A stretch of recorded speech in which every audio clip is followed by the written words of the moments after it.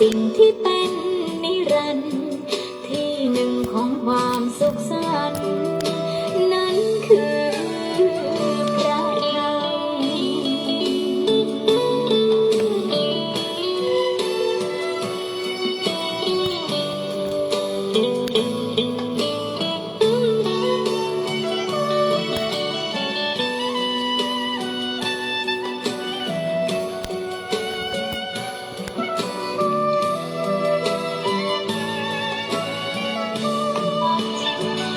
วันไหน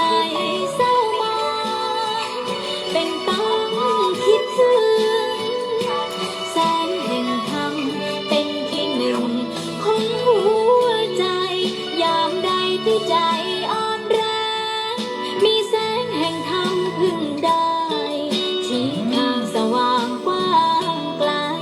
ให้ใจมีแรงแข่งขันอยากจะพบสุขกายสุขใจได้หลักอยากเป็นที่รักสมใจสิ่งใดที่ฝันบอกให้รู้ความจริงว่าสิ่งที่เป็นนิรันดร์ที่หนึ่งของความสุขสันต์นั้นคือพระธรรมใครที่ใครสุขสันต์นั้นต้องมีธรรม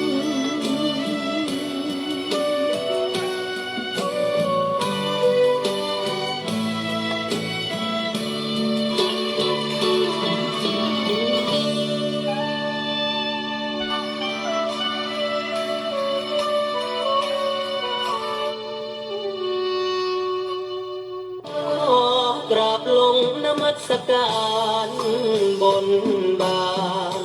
กราบพระธาตุนาดูนลูกหลานมาพึ่งบุญ ขอเชิญพุทธศาสนิกชนทั่วประเทศไทย ร่วมปฏิบัติธรรมสัญจร ณพระธาตุนาดูนพุทธมณฑลอีสานเพื่อถวายเป็นพระราชกุศลแด่สมเด็จพระนางเจ้าสิริกิติ์พระบรมราชินีนาถพระบรมราชชนนีพันปีหลวง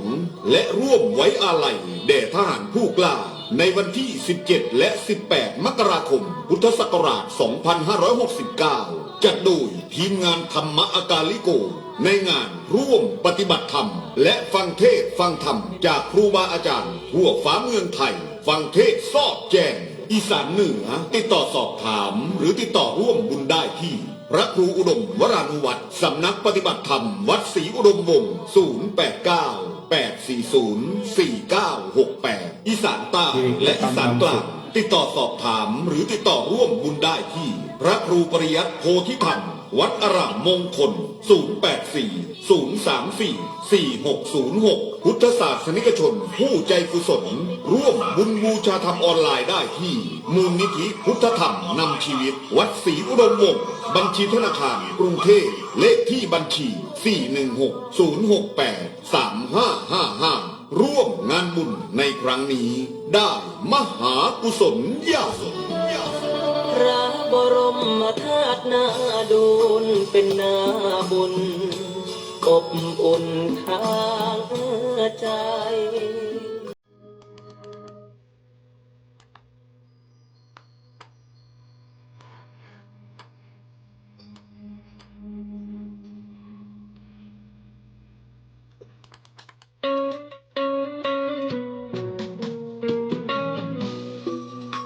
คำเทิดประเพณีบูชาทั้งวัฒนธรรมให้สิ่งดีงามด้วยธรรมนำคนสุขใจ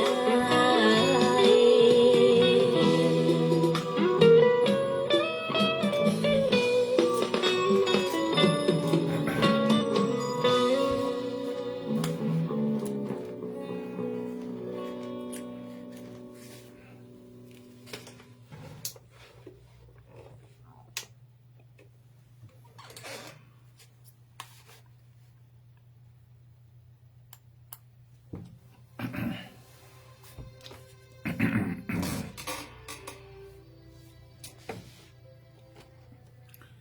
การต่อไก่เขายังใช้เอาไก่ต่อเอาช้างล่อต่อช้างกลางไปสี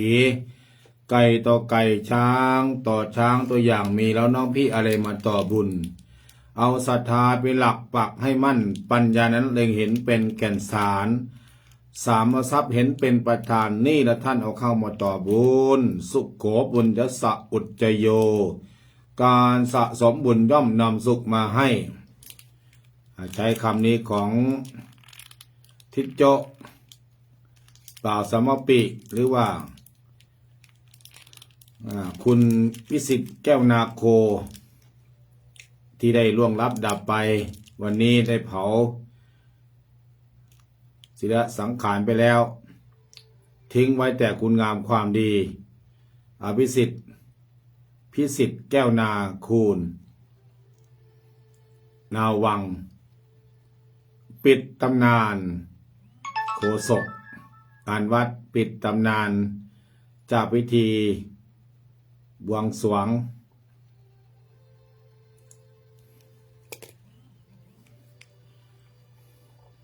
ขอน้อมต่อพระรัตนตรัยกราบคารวะพระมหาเถรานุเถระทุกรูปทุกวัดด้วยความเคารพอย่างสูงยิ่งของความสุขความเจริญจงบังเกิดขึ้นมีแต่เราญาติโยมสาธุชนคนดีทั้งหลายด้วยกันทุกท่านทุกคนณโอกาสนี้ในค่ำของคืนวันนี้เป็นค่ำของคืนวานวันพฤหัสบดีที่8พรุ่งนี้เป็นวันศุกร์ที่8เดือนมกราคมพุทธศักราชเดือนมกราคมแรม5ค่ำเดือน2 8ค่ำอะไรเนาะ8ค่ำวันที่10ป่ะ1111 8ค่ำเดือน2ปีมะเสงอยู่พุทธศักราช2569 2026ได้เวียนมาบรรจบครบรอบอีกวาระหนึ่งซึ่งในวันนี้ในเวลา3 ทุ่มกับ26 นาทีด้วยกันกับรายการ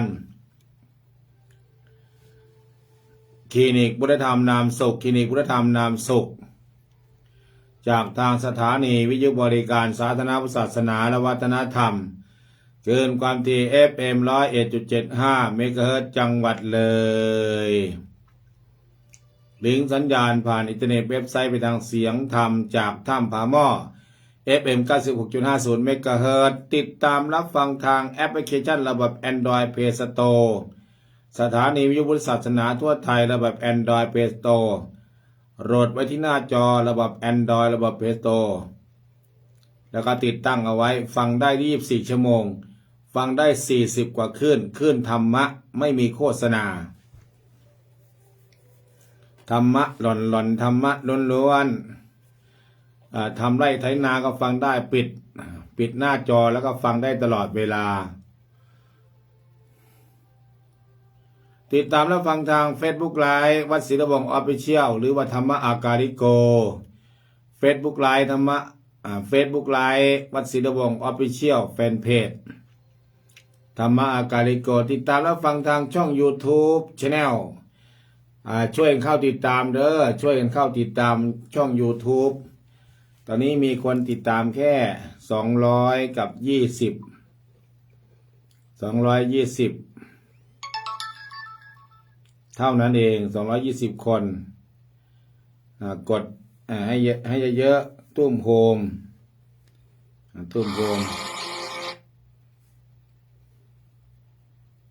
คลินิกพุทธธรรมนามสุขมีคนติดตามแค่ไม่เยอะโยม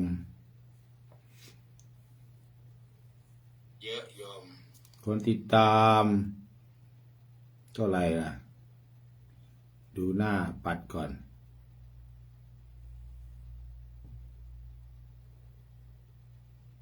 224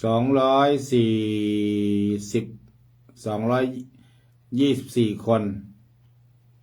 วิดีโอ683เพราะนั้นก็ญาติโยมญาติธรรมช่วยกันกดติดตามนะโยมนะกดติดตามกดกระดิ่งแจ้งเตือนกดติดตามกดติดตามตอนนี้ก็จะเข้ามา2 คนช่วยกันนิ้วโป้งกับกด2ถ้าเรากดแชร์ไปทาง YouTube นะแล้วก็แชร์ไปหลายๆที่ช่อง YouTube คลินิกพุทธธรรมโดยพระครูโดมวรานุวัฒน์โยมแม่หมอแอมคลินิกพุทธธรรมโดยพระครูโดมวรานุวัฒน์ช่องแดงเนี่ยโยมอนุโมทนาแม่ฟ้าสาอุด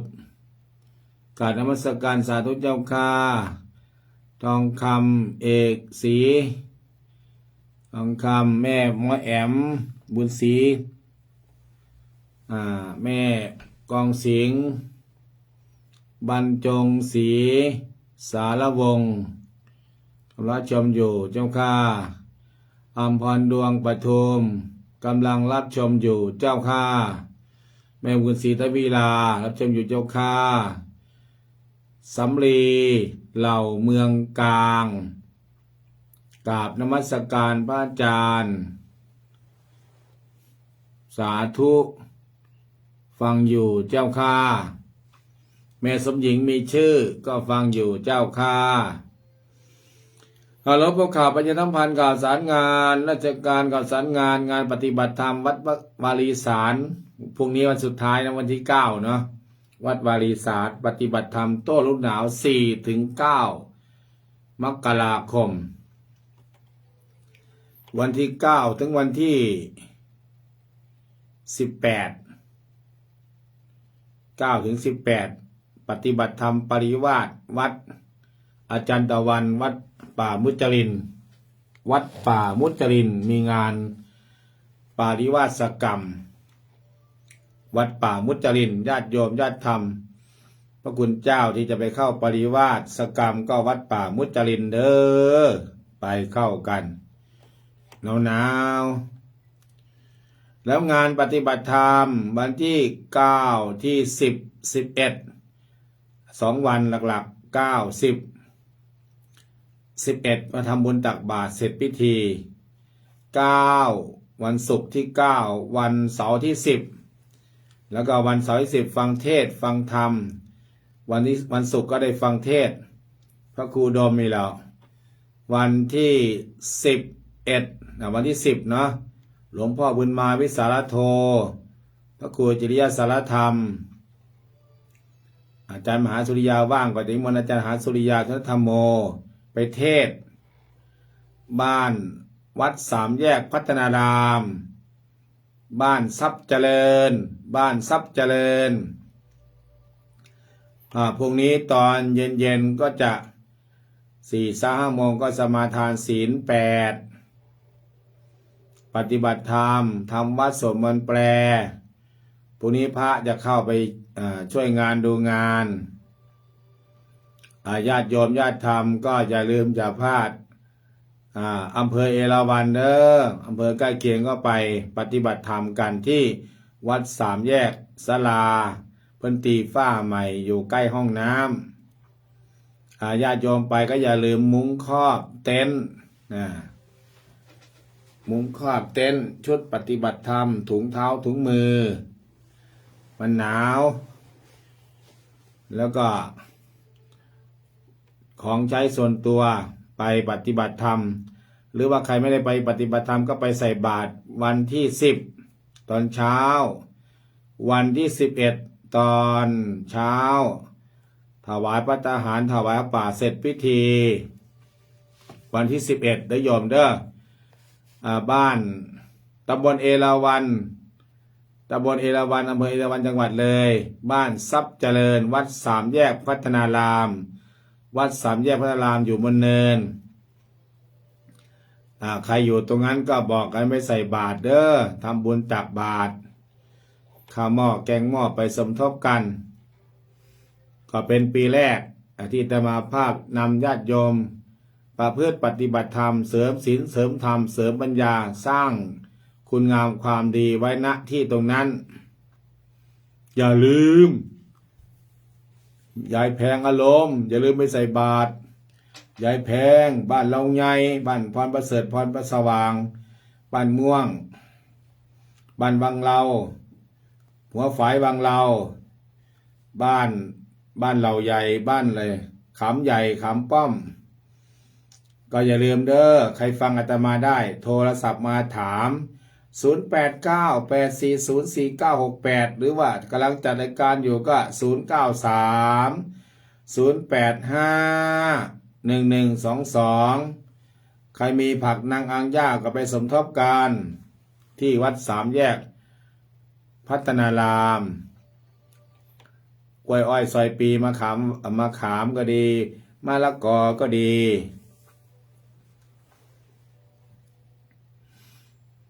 วันที่9ที่10 11นะที่9ก็บวชชีพราหมณ์ตอนเย็น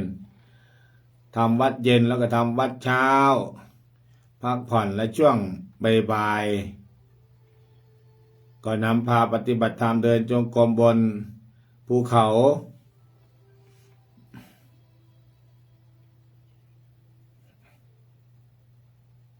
พื้นที่กระสับปะยะก้อนหินโคโลคาเล่ดีขอเชิญญาติโยมเด้อใครที่ใฝ่ศีลใฝ่ธรรมก็เจริญพรเจริญธรรมประชาสัมพันธ์ข่าวสารงานใครจะร่วมทำบุญมะขามหวานไปพระธาตุนาดูลใครจะร่วมทำบุญโครงการพระธาตุนาดูลมีถวายค่าบำรุงพระธาตุนาดูลห่มผ้าพระธาตุนาดูลถวายกันเทศพระคุณเจ้าที่มาเทศหลาย10 กว่ารูปกับ20 รูปด้วยกันเทศ2 ธรรมาสเทศ2 ธรรมาสแล้วก็ค่าเครื่องเสียงค่าถ่ายทอด OB แล้วก็ค่าจอ LED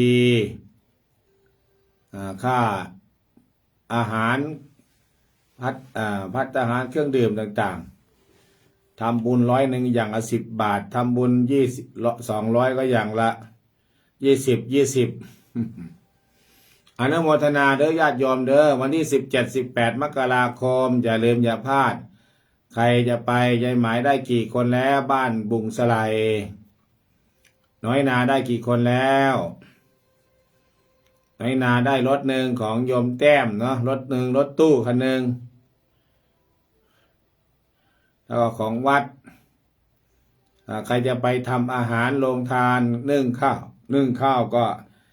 เจริญพรไปได้แจ้งความประสงค์แจ้งความจำนงบ้านฝากเลยไปกี่คนเนาะแม่นุย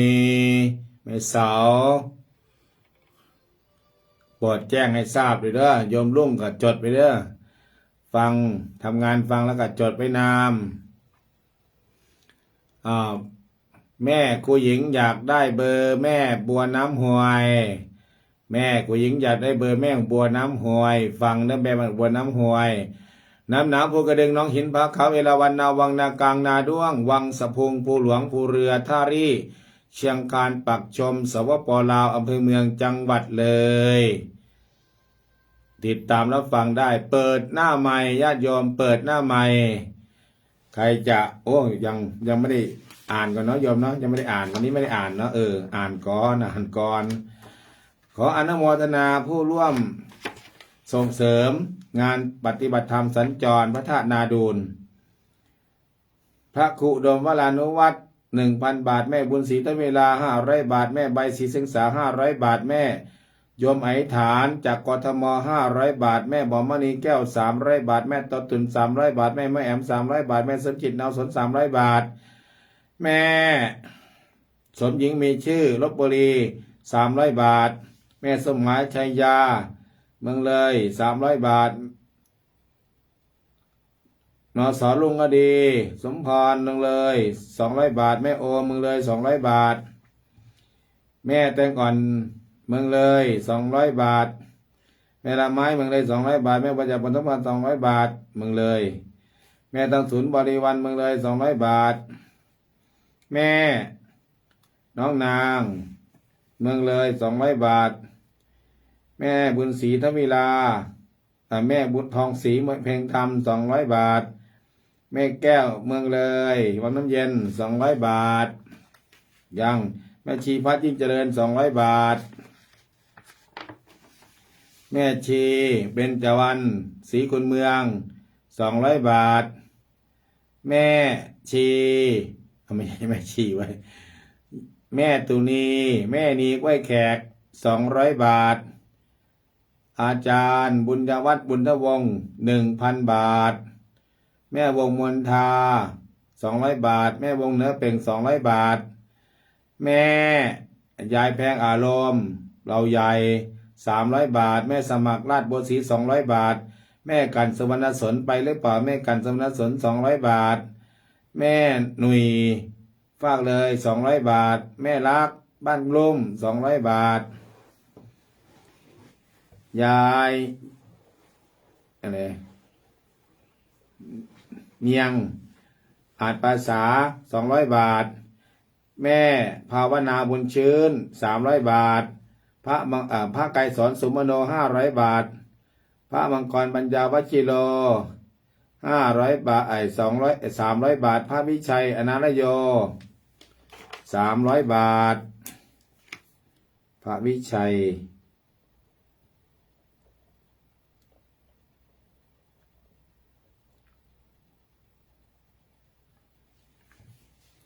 อนาลโย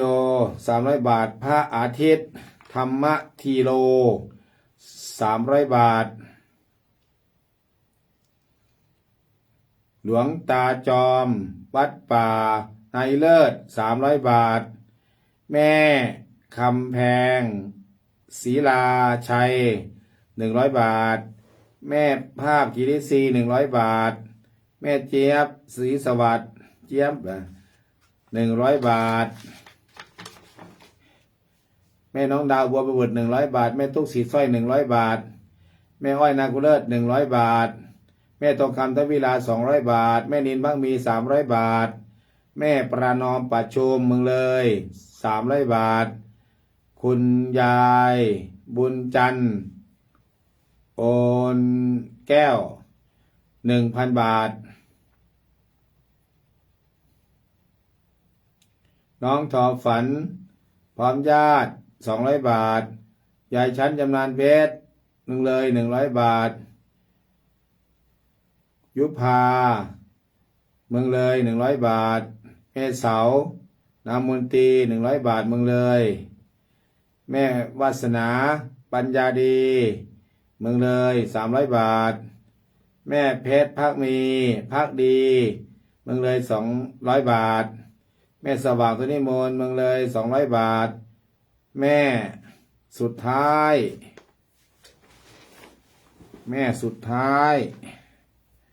ท้ายสุด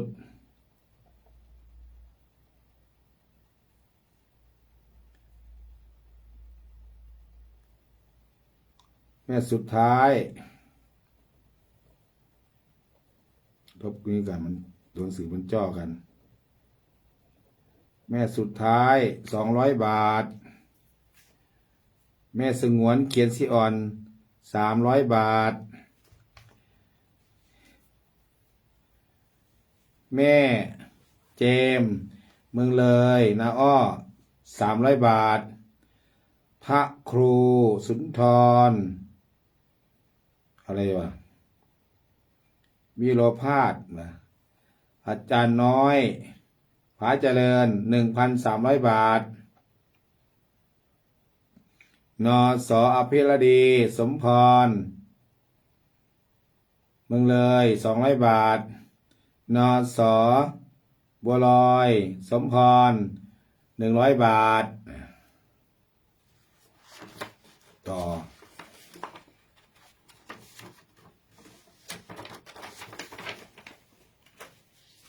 61แม่ประภาวัน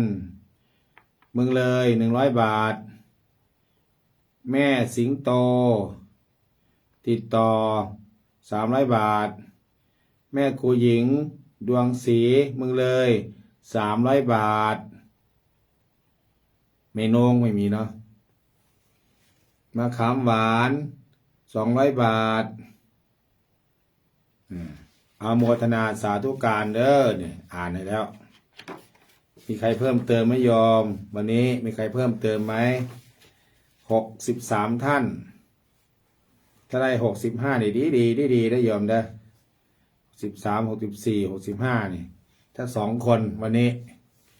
มีหรือเปล่าเนาะ วันนี้ไปเผาศพที่โจ๊ะมาเอาธรรมะมาฝากเด้อมนุษย์เราเอ๋ยเกิดมาทำไมนิพพานมีสุขอยู่ใหญ่ไม่ไปตัณหาหน่วงหนักหน่วงชักหน่วงไวฉันไปไม่ได้ตัณหาผูกพันห่วงนั้นพันผูกห่วงลูกห่วงหลานอาจารย์ณรงค์ฤทธิ์500 บาทป่ะอันนี้มนต์เข้าสายเด้ออาจารย์เด้อทางไลน์ก็ได้นะทางไลน์พระครูนี่มาพระครู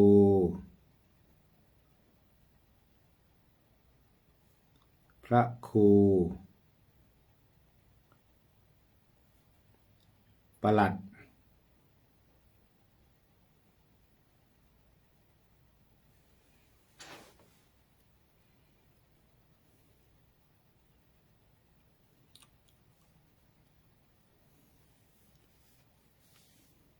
500 บาทลงฤทธิ์อุปลกิจโตสาธุกทมเนาะจะเขียนว่ากทม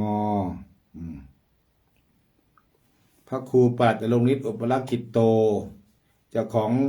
มีซุ้มมีซุ้มใครไปร้องเพลงถีธงชาติหมายถึงอีหยังแล้วก็กิจกรรมหลายอย่างมุมทิศตะวันตกมุมโรงทาน1 เต็นท์เด้อญาติโยมญาติธรรมอาจารย์ก็ชวนญาติโยมไปด้วยหรือว่าไปกางเต็นท์ก็ได้เด้อมาแล้ว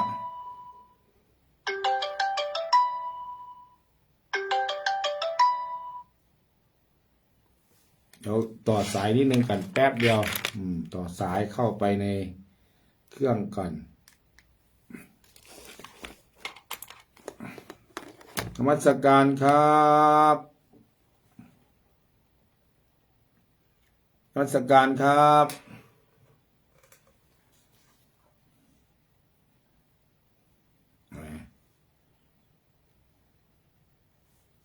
โอ้เสียงไม่ดังตรงนี้น่าเสียนะอันนี้ก็ได้นมัสการครับครับได้ยินครับได้ยินครับกรุงเทพสบายดีเนาะครับครับอากาศรู้สึกจะเย็นนะอาจารย์โอ้ที่นี่13 องศาแล้ว12 13เลยเนาะถ้าเย็นแล้วก็ถ้ากรุงเทพเย็นนี่ต่างจังหวัดไม่ต้องพูดถึงเลยไม่ต้องพูดถึงเลยครับที่พระธาตุนาดูนนี่ก็น่าจะเย็นนะอาจารย์พอดี เพราะว่าปูนมันร้อนอยู่จะพอดีโยมจะพอดีจะมีความสุขในการฟังเทศน์ฟังธรรมครับงานนี้เดี๋ยวทางทีมงานจิตอาสาของสวนป่าสามัคคีธรรมรายการกิติโลกกิติธรรมก็จะร่วมบุญกับในงานนี้ด้วยอาจารย์จะทอดพระป่าร่วมทอดพระป่าด้วยครับพระป่าอันนี้ก็เป็น1ถวายพระธาตุนาดูลห่มผ้าพระธาตุนาดูลถวายกันเทศค่าเครื่องกระจายเสียงOB ถ่ายทอดแล้วก็จอ LED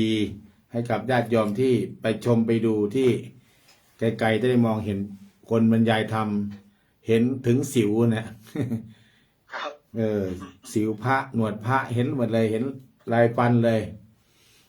โยมจะได้แบบ ไม่ง่วงนอนแบบเล้าใจจะมีเทศคู่หลายคู่อยู่ได้น่ะ ดีครับดีครับ โยมจะได้แลกเปลี่ยนเรียนรู้ มีความรู้มีความเข้าใจ ครับเขาเรียกว่าเทศสองธรรมะ ไม่ได้พูดเรื่องการเมืองพูดเรื่องธรรมะล้วน ธรรมะ ๆธรรมะมันก็อยู่ใกล้การเมืองนี่แหละ เรื่องของศีลเรื่องของธรรมเรื่องของสัจจะ มันหนีไม่พ้นหรอกครับอาจารย์ พูดแล้วไม่มีสัจจะพูดแล้วทำไม่ได้ มันก็ พวกนักการเมืองไม่มีขันธ์ห้าไง มีขันธ์ห้า มันก็มีเหมือนเรานะ เกิดเป็นคนก็ได้มีขันธ์ห้าไม่ได้พูดเรื่อง ธรรมะเต็ม ไม่ได้พูดเรื่องเขม ๆธร ร รมะทั้งนั้น ไม่ได้พูดเรื่องทหาร แต่มันก็อยู่กับคำสอนพระเจ้าเนี่ย อยู่กับขันธ์ห้า กับพระเจ้าก็มีความโลภความโกรธความหลง ถ้าคนไม่มีความโลภความโกรธความหลงคนไม่ผิดศีลน่ะ ก็ไม่ต้องตีกันไม่ต้องฆ่ากัน คนที่ไม่รู้ธรรมะเขาจะว่า โอ้ ชอบพูดการเมือง ชอบพูดเรื่องการเมือง เนี่ยไม่รู้ธรรมะ การเมืองเกิดที่หลังพระ ใช่ พระพุทธเจ้าเกิดมา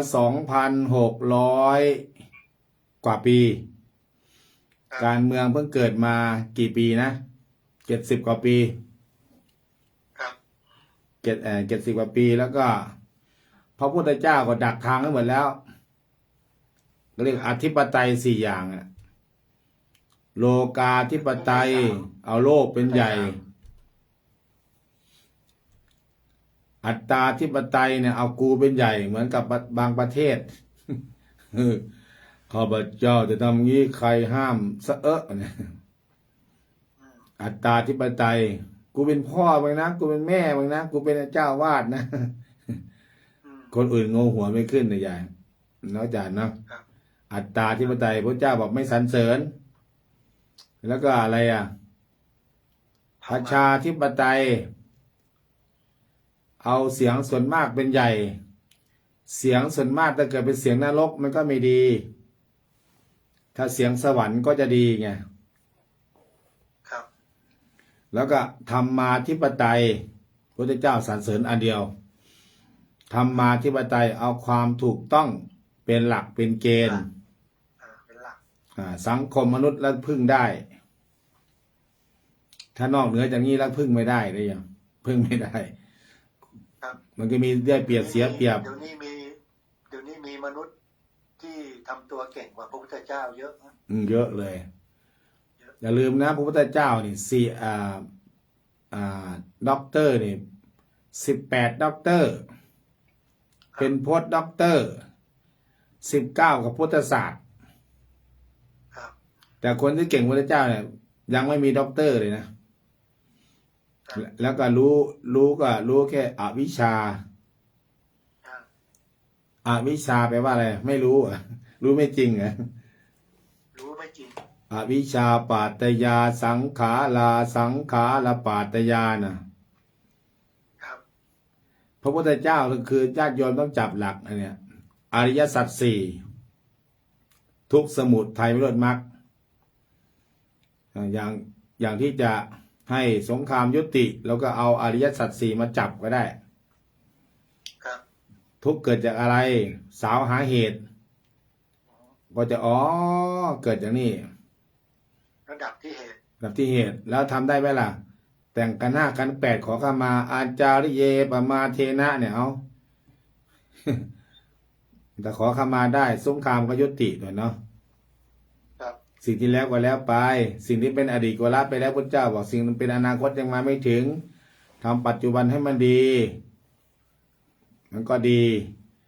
แล้วต้องอริยสัจ4นะทุกข์สมุทัยนิโรธมรรคอีกแล้วก็มีอะไรปัจจิสสมุปบาทเนี่ยอย่างที่ว่าเนี่ยอวิชชาปัตตยาสังขารปัตตยาสิ่งนี้มีสิ่งนี้เกิดขึ้นเอาธรรมะไปใช้ยิงอาศัยกันแล้วเกิดขึ้น เพราะนั้นคืออยากให้ทุกอย่างมันสงบร่มเย็นอยากให้พระพุทธศาสนาดี อัตตาตัวตนต้องลดลงมา ไปแนวทางเดียวกันเนี่ย มันก็คือต่างคนต่างอยู่นะอาจารย์เนาะ ครับ ต่างคนต่างอยู่พระพุทธศาสนาเนี่ยมาก่อนเป็นพี่ใหญ่ก็อยู่ก่อน อันอื่นที่มาทีหลังก็ตามกันไปเป็นขั้นเป็นตอนไป ไม่เบียดบังกัน พระพุทธเจ้าก็บอกว่าอัพยาปัจจังสุขขังโลเกนะการไม่เบียดเบียนเป็นสุขในโลก ถ้าโยมอยากมีความสุขก็ต้องไม่เบียดเบียนใช่ป่ะอาจารย์ ใช่ต้องปราศจากการเบียดเบียนอวิหิงสา ก็เบียดเบียนเมื่อไหร่ก็เรียบร้อยเท่านั้นเอง มันก็ อวิหิงสาอัพยาปัชชา อยู่ด้วยกันลำบาก เพราะฉะนั้นญาติโยมที่ไปปฏิบัติธรรมสปอร์ตจะบอกว่าขอเชิญพุทธศาสนิกชนทั่วประเทศไทย ถ้าจะบอกจังหวัดใดจังหวัดหนึ่งอย่าจังหวัดอื่นจะน้อยใจนะ ใช่ใช่ ก็เลยบอกทั่วประเทศไทย ชาวพุทธทั่วประเทศ ไปรวมกันที่พระธาตุนาโดนซึ่งเป็นพุทธมณฑลอีสาน ศูนย์กลางของอีสาน พระธาตุพนมเนี่ยคือไม่ยังริมแม่น้ำโขงนะยังอยู่ริมอยู่ แต่ก็ถือว่าเป็นดินแดนแห่งคนที่ต้องไปกราบไปไหว้ เป็นศูนย์รวมใจ ศูนย์รวมใจ แต่พุทธมณฑลพระธาตุนาโดนเป็นศูนย์กลาง เป็นสะดือของอีสาน ครับ เพราะนั้นคือชาวพุทธทุกคนก็ไปร่วมกันจะเป็นโคราชจะเป็นที่ไหนก็ตามกรุงเทพกรุงไทยก็ไปสามเณรอาทิตย์ไปเปล่าเนี่ยเชียงขวางเนี่ย หลวงพ่อครับผมได้ไหมครับฟังอยู่ครับตั้งใจบวชลาหลวงพ่อผมจะไปพระอาจารย์โดนไปบิณฑบาต ก็เอาบาตรไปด้วยจะได้บิณฑบาตอาจารย์ ครับ งานนี้ตอนเช้าบิณฑบาตญาติโยมก็ใส่ได้ ใส่ภัตตาหารใส่อาหารทิพย์ก็ใส่ได้ขุนเจ้าก็เอาบาตรเอาย่ามไปด้วย ก็ตอนนี้มีโยมทำบุญแล้วประมาณทั้งหมดทั้งมวลทั้งพระทั้งโยม64ท่านด้วยกัน64รายชื่อ ก็จะไปบวกกับกาฬสินธุ์มหาสารคาม101หนองบัวลำพูก็งานนี้ก็ถือว่ามีการกล่าวอะไรนะแสดงเป็นพุทธมามกะป่ะข้าแต่อะไรแสดงตัวเป็นพุทธมามกะด้วย แต่พระสงฆ์ผู้ เจริญข้าพเจ้าทั้งหลายนะขอแสดงตนเป็นพุทธมามกะ มันมีคำภาษาบาลีว่าอยู่เนาะ ครับ แสดงตัวเป็นพุทธมามกะต่อหน้าพระบรมสารีริกธาตุหรือว่าพระธาตุนาโดนพุทธมณฑลอีสานสุด งานปฏิบัติธรรมสัญจรทุกครั้งนี่จะต้องแสดงตนเป็นพุทธมามกะกันทุกครั้งนะครับอาจารย์ ปีนี้เราไปที่นี่ปีแล้วก็ไปคุยกันว่า ต่อไปเราจะไปที่ไหนกันดี ใช่ใช่ ได้จะ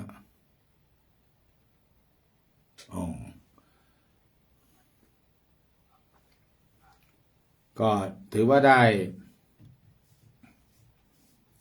รวมกันว่าตั้งไว้3,900 คนก็ไม่แน่อาจจะทะลุ 4,000-5,000 คน พระธาตุพนมนี่โยนลงไปเป็นหมื่นก็ฝากไว้กับใครที่ฟังคดีโลกคดีธรรมคลื่นต่างๆอาจจะประชาสัมพันธ์อยู่แล้วตอนกลางวัน ก็ไปร่วมกันแล้วก็ต่างได้หนึ่งก็ไปแล้วก็ได้เพื่อนได้ฝูงได้เสี่ยว ได้ของ อันนี้แม่เลยนะกราบกราบสาธุเจ้าข้าจากแม่ประนอมประชุมจังหวัดเลย ไปเขียนผู้ทำบุญได้ยอมเด้ออย่าไปก่อนส่งไปก่อน6 โมงเช้าวันที่10วันที่17ไปถึงเงินก็ทุกอย่างพร้อมระบบแสงสีเสียง OB ถ่ายทอดสดไปทั่วโลก ก็ยังถือเป็นงานเดียวนะอาจารย์ที่ถ่ายทอดแบบเนี้ยชัดเจน ครับ ถ่ายทอดไปทางวัดหลายๆคลื่นที่เกาะอย่างของอาจารย์อะไรนะอาจารย์ต้นสาธุเรดิโอแล้วกระจายไปแล้วก็มี Facebook แล้วก็วัดอะไรนะทางเชียงใหม่ก็เกาะสัญญาณอยู่ฝายหินป่ะฝายหินแล้วก็ที่มีวิดีโอมีเหมือนกับ OB จอหนังก็คือวัดศรีนวงศ์วัดป่าจะทำถ้ำผาหม้อ ครับ ก็อาจารย์พระครูจริยสารธรรมก็จะนำพาญาติโยมไปอีกคณะหนึ่งจังหวัดเลย ครับ กราบนิมนต์พระครูศรีธีราพรประธานฝ่ายเผยแผ่จังหวัดเลย แสดงธรรม แล้วก็อาจารย์ภูสิงห์วัดอะไรอาจารย์ภูสิงห์พระครูอะไรนะ สิริพัฒนานิเทศ สิริรัตนนิเทศ อาจารย์พระครูอาลีหนองพอกรองเจ้าอำเภอหนองพอก ครับ อาจารย์สอนเพชรอาจารย์มหาสุริยาอาจารย์วรรณะบางทีก็มีพระครูอิบูลศิลธรรมก็น่าจะลงมา ครับ ครูบาอาจารย์ก็ได้ขึ้นไปแสดงธรรม ถือว่าเป็นศูนย์กลางได้พูดคุยกันนะตรงนั้น ก็ถือว่าบรรยากาศ ก็น่าจะดีวันนั้นวันที่17 18เนี่ยกลางคืนนี่13 องศาเพราะว่าตรงนั้นเป็นปูนแดดมันส่องกลางคืนก็คลายความร้อน ก็ถือว่า ร่วมกันอาจารย์ประสานงานไปทางนั้นได้จะอะไรวัดบ้านปาคูนอะไรเนี่ย อ๋อครับครับที่ร้อยเอ็ด ร้อยเอ็ด เลยโพนทราย นำพาญาติโยมมาที่มีแฟนคลับ FC ติดตามมา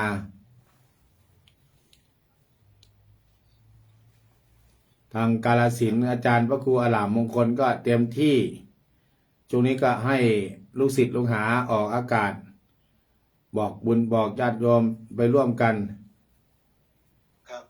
ก็ถือว่าเราก็ทำสำเร็จมาเป็นหัวเรี่ยวหัวแรงที่พระธาตุพนมมาแล้ว อันนี้ก็น่าจะอีสานพระธาตุพนมก็จุดติดแล้วล่ะจุดติดแล้วนี่ก็จุดให้มันติดที่พระธาตุนาดูล ครับ หลายๆพื้นที่หลายๆจังหวัดที่มีพระธาตุเราก็เอาองค์พระธาตุนั่นนะเป็นที่ยึดเหนี่ยวจิตใจ ศูนย์รวมแล้วก็ ใจ ดึงญาติโยมในจังหวัดนั้นให้มันจุดติด ให้มันจุดติดอีกครั้งหนึ่ง แต่ละพื้นที่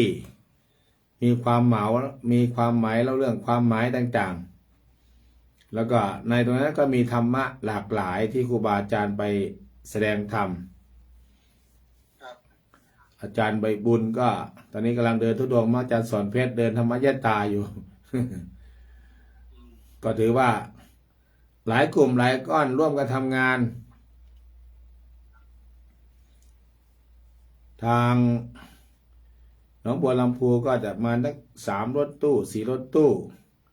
แต่ขาดผู้นำอยู่หนองบัวลำพูขาดผู้นำผู้นำที่เป็นพระทางของผมก็ดีทางจังหวัดเลยก็มีเนี่ยนะแล้วก็ทางพระครูยศสารธรรมพระครูศรีริพรก็พูดนะในช่วงตอนธรรมะดีๆจากปาริสารก็พูด ชักชวนอวนต้าน อาจารย์สุพิษเพิ่นว่าจะไปบวชพระที่อินเดียมั้งเนาะเพิ่นกำลังเตรียมเต้าที่จะไปบวชอินเดียเป็นร้อยรูปก็ถือว่าต่างคนต่างทำหน้าที่ต่างทำงาน ครับก็ถือว่าช่วยพระศาสนากันทุก กับคนละมุม ใครถนัดทางไหนก็ไป ใครจะถนัดเรื่องโรงทานก็ไป ใครถนัดเรื่องการแสดงธรรมก็ไป ใครถนัดเรื่อง เอาเครื่องเสียงแสงสีเสียงไป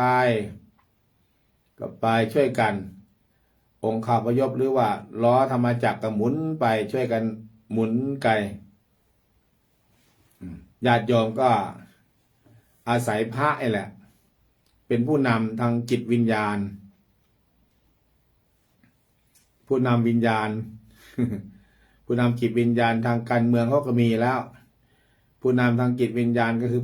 พระเจ้าพระสงฆ์นี่แหละนำผู้นำทางจิตวิญญาณ ผู้น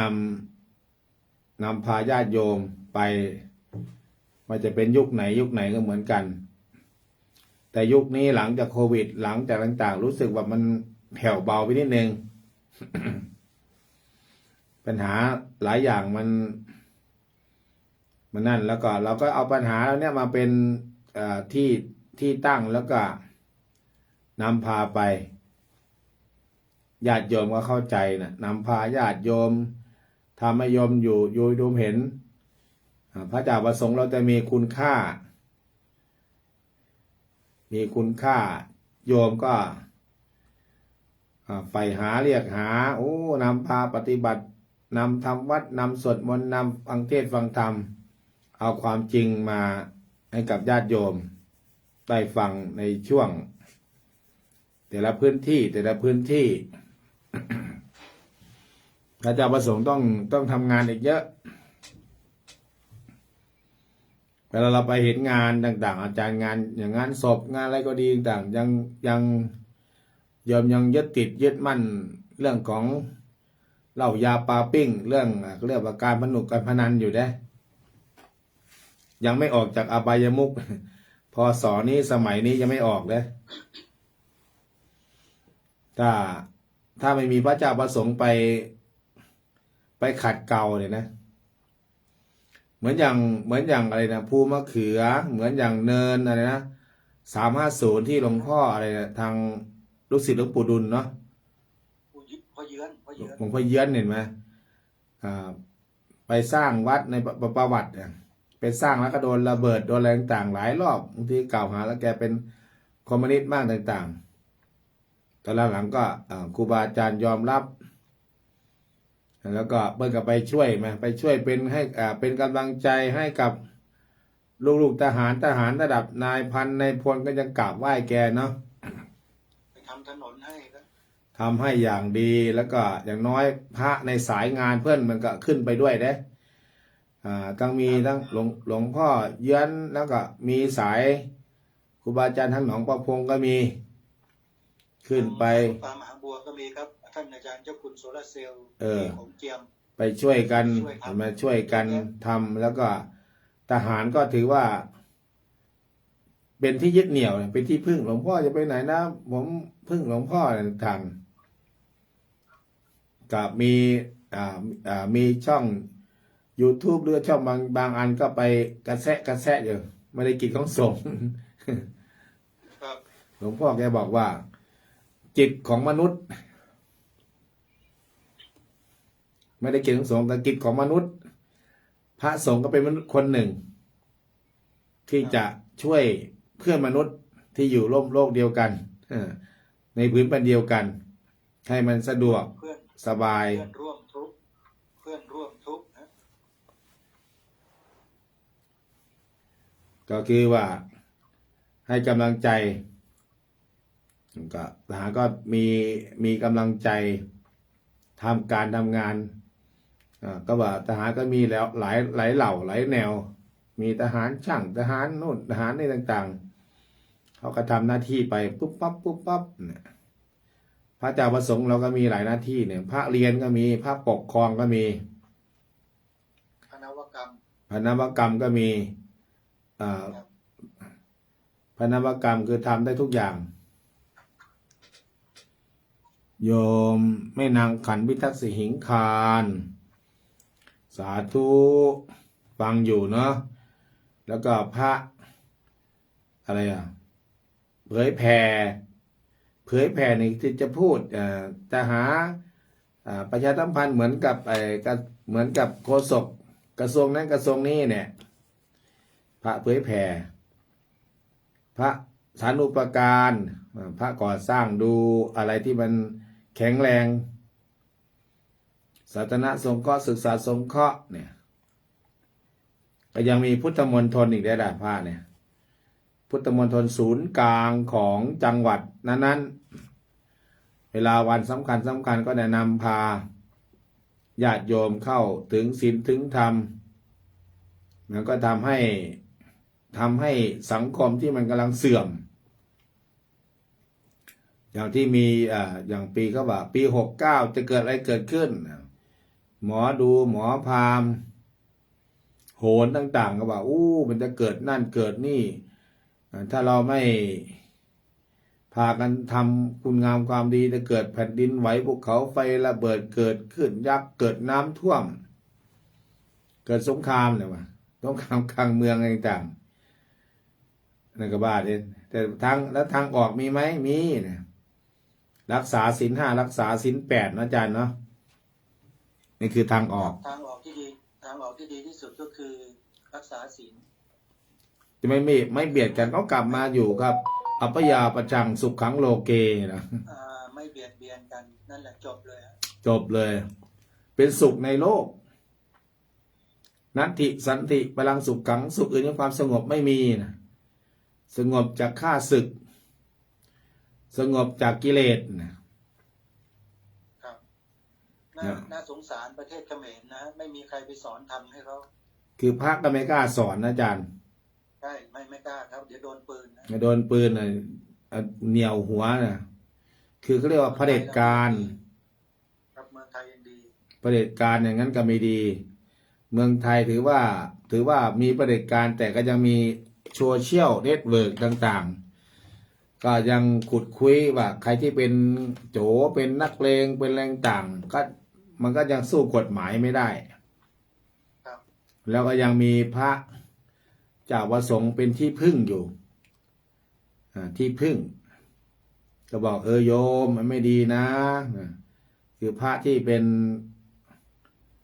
สัมมาทิฏฐิพระที่ปฏิบัติดีปฏิบัติชอบปฏิบัติตรงไม่เอียงซ้ายไม่เอียงขวาตรงๆเนี่ยคนก็ฟังอยู่คือไม่ได้เอาไม้จ่อปากแล้วพูดไปทั่วอย่างเงี้ยก็คือว่าคือยังไงก็แล้วแต่น่ะคือมั่นในชาติศาสนาพระมหากษัตริย์มันต้องมั่น3ก้อนเศร้าใช่พูดเพื่อ3สถาบันพูดเข้าไปเถอะพูดไปเลยพูดให้ตายพูดให้เต็มที่พูดตายแล้วคนก็สรรเสริญคนก็มางานศพเยอะแยะล่ะยังมีคนในประเทศนี้พูดทำลายสถาบันก็มีเยอะเลยล่ะพวกนี้มันยังไม่กลัวเลยไม่กลัวพวกเราพูดปกป้องสถาบันจะกลัวอะไรกลัวอะไรกันยิ่งพูดยิ่งคือว่าเราเกิดมาก็เห็นละเกิดมากับในสมัยรัชกาลที่9ก็เห็นนะนักเรียนก็นักเรียนหรือไปโรงเรียนกับครูก็พาสวดมนต์พาไหว้พระพาแผ่เมตตาพาร้องเพลงชาติสรรเสริญบารมีทุกวันนี้มันมีเนี่ยระบบการบ้านการเมืองเข้าไปก็เลยว่ามันไม่เข้าท่ามันเสียเวลาเห็นไหมค่อยๆแย่ไปกะไอ้นี่แหละไอ้แนวคิดเสรีนิยมไงเด็กไม่ต้องแต่งชุดนักเรียนละแต่งชุดไปเวทไปโรงเรียนนุ่งสั้นนุ่งยาวนุ่งอะไรต่างทาหน้าทาปากนี่คือมันสวนทางกับศาสนาเราคือ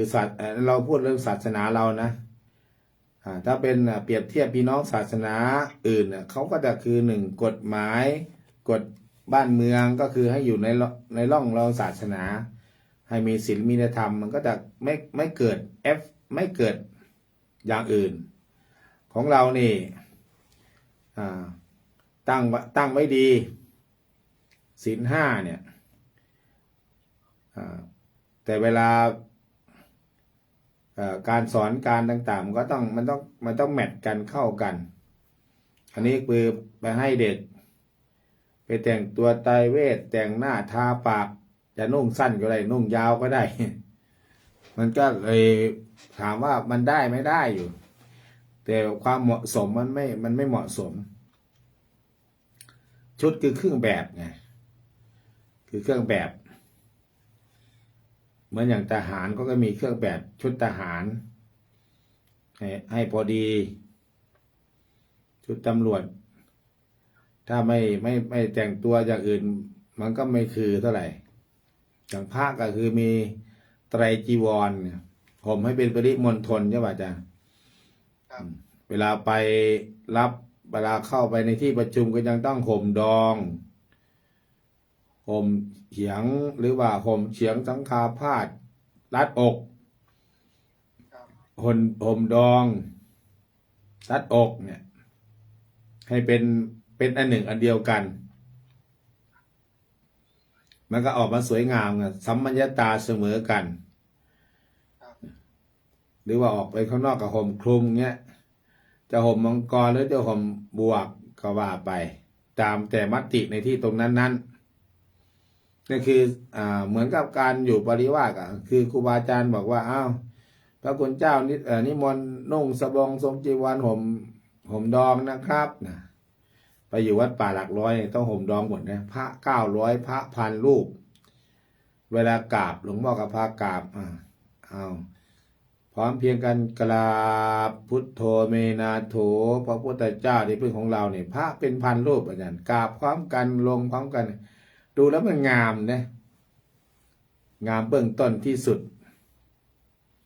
ทำไม่พร้อมกันมายงมายางมันก็ดูแล้วขัดหูขัดตาเหมือนกับเราดูทหารสวนสนามเนาะในประเทศไทยก็ดีหรือว่าประเทศเกาหลีก็ดีเนาะพร้อมเพียงกันแบบมันก็จับวางคนเป็นร้อยเป็นพันอันนี้คือมันต้องเหมือนกันอย่าไปคิดแบบยังไงก็ได้นะคิดแบบสมัยใหม่แบบ คือไม่อยากอย่างสบายนะ อยากจะขัดสมาธิกินข้าวอย่างเดียวนะไม่ผู้หญิงสมัยก่อนนั่งพับเพียบนะจะขัดสมาธิต่างๆเพราะนั้นคือมันต้องมีกฎกับระเบียบวินัยระเบียบคือวินัยคือความสวยงามออกมาสวยงามทุกวันนี้ก็คือไม่มีระเบียบวินัยก็คือไม่มีความสวยงามเพราะนั้นคือการธรรมะสัญจรธรรมะเคลื่อนที่เนี่ยเราก็ไปในรูปแบบไปสอนญาติโยมต่างอากาศแล้วก็ต่างพื้นที่แต่เนื้องานก็อันเดียวกันเวลากราบเวลาไหว้ซ้อมกันก่อนเลยกราบพุทโธเมนาโถหลายจังหวัด5จังหวัด10จังหวัดทำให้เหมือนกันนี่คือเป็นสัมมาทิฏฐิเห็นตรงเห็นชอบเห็นตามขนองของธรรมโอ้ไม่เอาหรอกเราไม่ใช่เด็กอนุบาลนี่หว่า อย่างนั้นก็คือว่าไปด้วยกันไม่ได้ไงเพราะนั่นคือประเทศไทยก็ต้องมีกรรมชาตินะใครก็แล้วแต่เห็นไหมเขาพาอบตทุกอบตในประเทศไทยเนี่ยพาไปกราบพระบรมศพพระพันปีหลวงเนี่ยไปเขากับแต่งชุดเหมือนกันนะยันนะสีดำห้ามใส่อะไรเขาก็ไปเดินไปเป็นแถวไปกราบไปไหว้ดูแล้วคนเหมือนกันเหมือนอาจารย์นะดูในทีวีคนหน้าแต่งคล้ายๆกันก็เหมือนกันเหมือนมัดผมอะไรต่างเหมือนกันหมดคน77จังหวัดไปเนี่ยอบตนะอบตนี่ดูแล้วเหมือนกันเนี่ยเพราะแต่งตัวเหมือนกันถ้าไม่มีกฎระเบียบเนี่ยโอ้ต่างคนต่างใส่ลงไปนี่เนาะก็ไม่เหมือนกัน ดูไม่จืดนั่นก็คือได้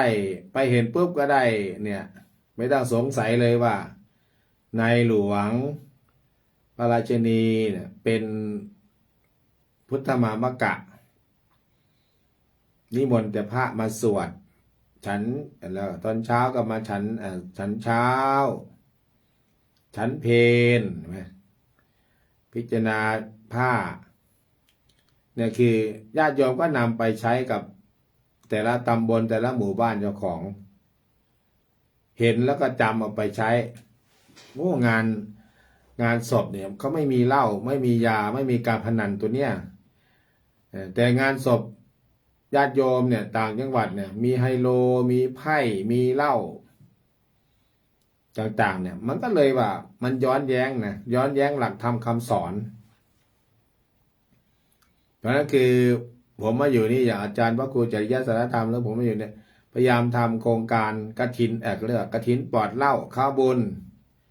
งานศพปลอดเหล้างานแจกข้าวปลอดเหล้างานแต่งงานปลอดเหล้าเนี่ยพยายามทำแต่ก็100 คนจะทำได้แค่คนหนึ่ง เจ้าหนึ่งแต่มันยังสวนทางกันอยู่ถ้าตามหลักทำคำสอนนะคือมันก็ต้องงานศพปลอดเหล้ากับงานศพปลอดเหล้างานแจกข้าวปลอดเหล้างานศพตั้งศพพอสวดเสร็จแล้วก็หันหน้าหากันเล่นแต่ไฮโลเล่นโบกเล่นไพ่ตั้งวงเหล้าเนี่ยมันดูตั้งศพมันเป็นพระพุทธศาสนาแต่เนื้องานตรงนั้นมันเป็นอาวะมงคลเลย มันเป็นอบายมุขไปเลยเหมือนกับบ่อนการพนันอะไรที่เขาระเบิดไปนะแถวนู้นเนาะคาสิโนย่อมตั้งศพไป3 วัน 4 วันเพราะนั้นคือเจ้าหน้าที่ต่างๆก็ต้องแล้วก็ญาติโยมก็ต้องมีจิตสำนึกด้วยว่ามันควรไม่ควรไม่ควรวันนั้นก็ฝากไว้เนาะวันอาจารย์ก็ประชาสัมพันธ์ต่อเหลือเวลาวันนี้วันที่อะไรวันที่8เหลือเวลา9 วันสุดท้ายญาติโยมตัดสินใจไปปฏิบัติธรรมสัญจรพระธาตุนาดูลที่เมืองเลยก็เตรียมมะขามหวานไว้200 กว่ากิโลละรับบริจาคมาเรื่อยแล้วก็ไปจัดซื้อมาไว้25,000 บาทแล้วที่จะนำไปแจกญาติโยมชาวนู่นเนี่ยจังหวัดกาฬสินธุ์มหาสารคาม101อุดรขอนแก่นสุพรรณบุรีกาญจนบุรีครูบาอาจารย์ที่จะเดินทางมาร่วมเสวนาธรรมกันปฏิบัติธรรมกันในวันที่17ก็จะ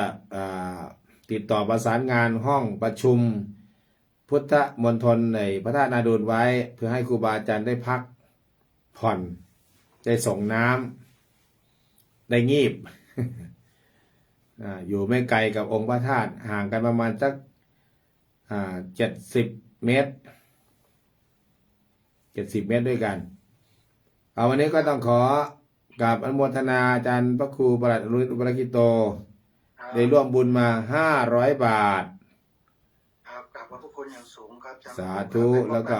ร่วมเสวนาธรรมกันญาติโยมมีคนฟังไหมเนาะฟังเพลินไม่โทรเลยเนี่ยต้องบอกให้โทรด้วยจ้ะ อาตมาก็เปิดหน้าไมค์ไว้นะแต่โยมไม่โทรเข้ามาโยมคุณโยมหลับมันยังเนี่ยโยมอธิษฐานได้ไปไหมว่าเห็นโยมว่างานศพอะไรเสร็จหรือยังเนาะเสร็จแล้วก็ไปได้โยมเด้อนี่แหละไปสร้างบารมีกันนะโยมนี่แหละประเทศไทยเราอบอุ่นได้โยมเด้อใครยังมีอยู่รับ3 สาย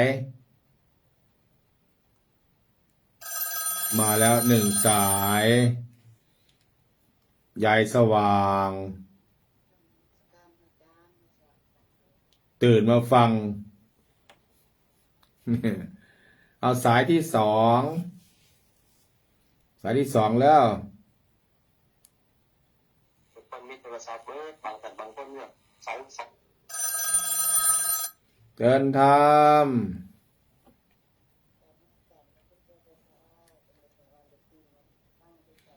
อย่าลืมไปใส่บาตรวัด3 แยกพัฒนารามเด้อก็ย่างไปแล้วว่าเรียกให้รถมารับรถไปรับยอมไปเด้นะว่านะ ให้ผู้ใหญ่ไปรับก็ได้ ถ้าจะมา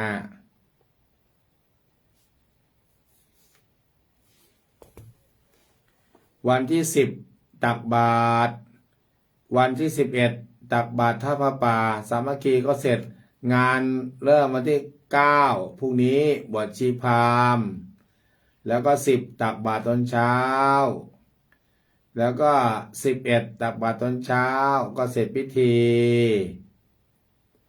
ตักบาตรถวายพระป่าประมาณ3 โมงถ้าใครมาก็โทรหาเบอร์อาจารย์เนี่ย0898404968บางทีก็ให้โยมตรงนั้นไปรับเอาเชิญธรรม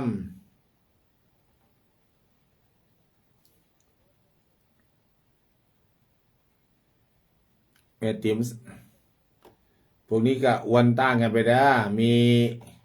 ขาคนไหนที่ปฏิบัติธรรมรู้จักใครบ้างล่ะหรือไม่รู้จักใครเลย ไม่คนบ้านนี้ไม่รู้จักใครไปเชิญธรรมแม่บัวน้ำห้วย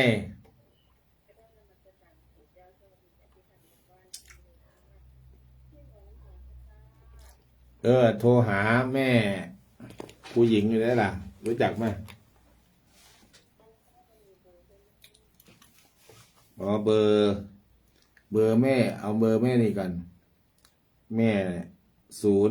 082ป่ะเบอร์อะไรอีก082120ป่ะแล้วก็มา03082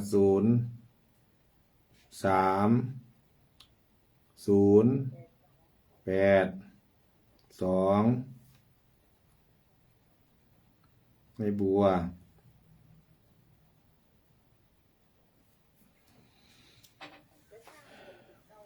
เดี๋ยวจะหารถตู้ไปรับหรอกเพิ่นบอกเอารถตู้ไปบ้านไอ้ปักปวนน่ะแม่นั้นได้3 คนแล้วได้6 คนเป็น9ไม่มีใครไปก็ได้9ก็เอาเฉลี่ยกันไป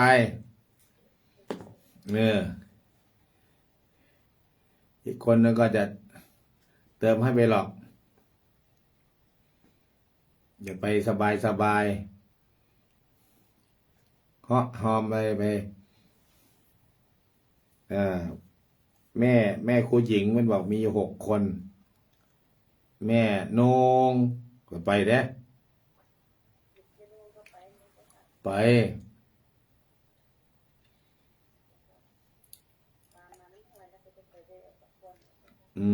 อันน้ำห้วยก็ติดต่อประสานงานรถแล้วรถตู้เป็นส่งถึงบ้านถึงช่อง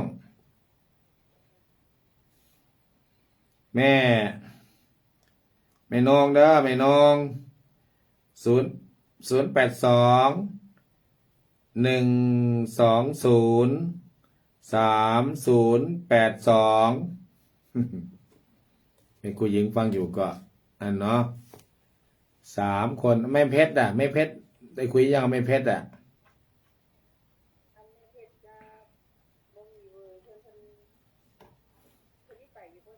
เห็นบอกเดี๋ยวถามแม่บัวน้ำห้วยกับแม่บัวน้ำห้วยไปอยู่เด้อยายแม่สมัครก็ไปเด้อ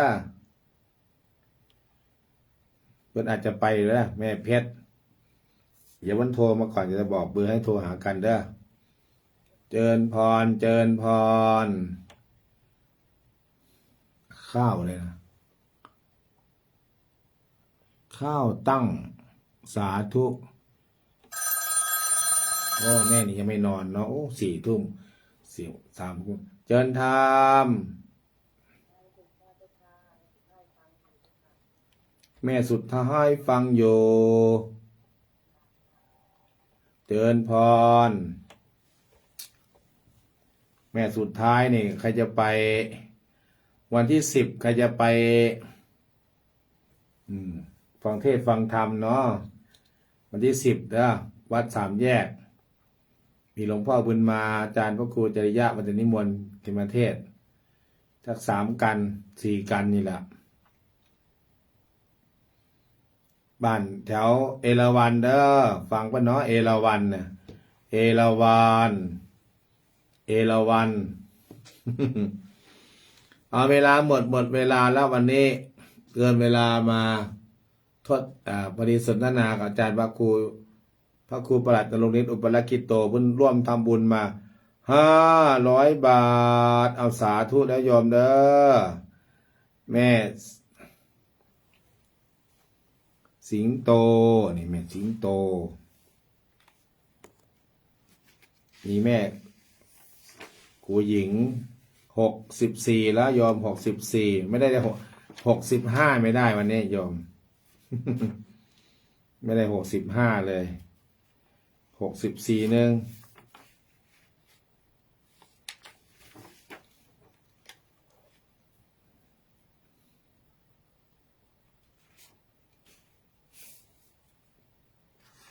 65คนที่65ไม่มี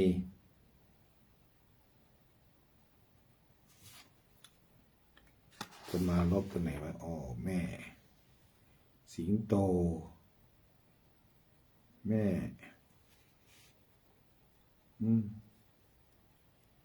ตัวไหนลบออกไปช่วงหนึ่งอ๋อนี่แม่สุดท้าย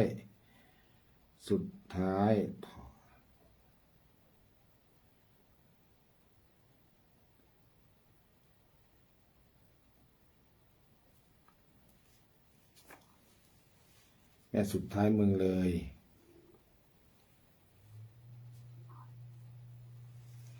อนุโมทนาสาธุการให้กับญาติโยมที่ติดตามรับฟังทุกท่านทุกคนเนาะให้มีแต่ความสุขมีแต่ความเจริญรุ่งเรืองก้าวหน้าหายทุกข์หายโศกหายโรคหายภัยสมกรเสนียดจันไรจงหายไปมีแต่ความสดชื่นเบิกบานและแจ่มใสด้วยกันเอา